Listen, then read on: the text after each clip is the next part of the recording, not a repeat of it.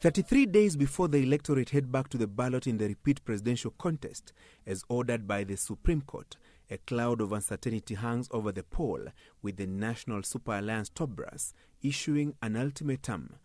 That there will be no elections on the 17th of October 2017 if our concerns are not addressed.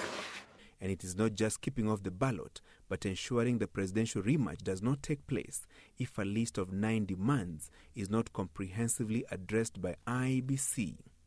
Remember, there's a difference between an election boycott and having no elections.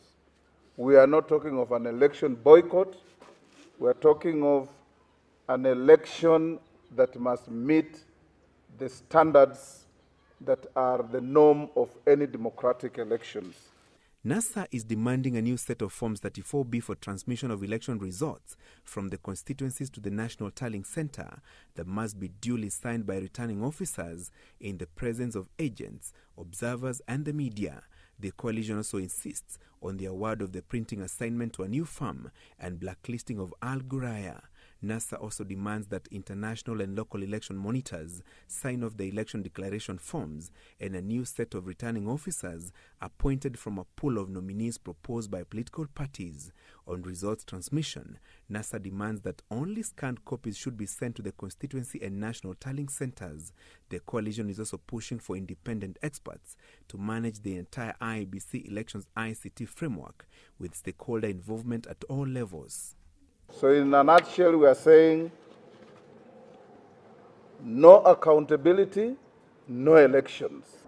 We will and we shall not participate in any election where it turns out to be a ritual and you end up with computer-generated leaders.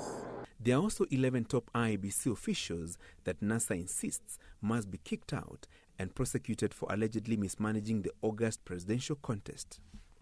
We have instructed our legal team, led by Senior Counsel James Orengo, to study these cases carefully and institute private criminal prosecutions against the perpetrators of these crimes. The hardline stance on the repeat presidential polls came even as the coalition battled allegations of a fallout among the principals.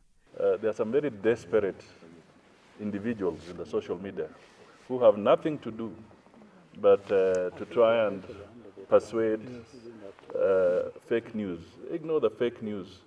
NASA does not deal in fake news. NASA deals in reality. Francis Gashuri, JKL.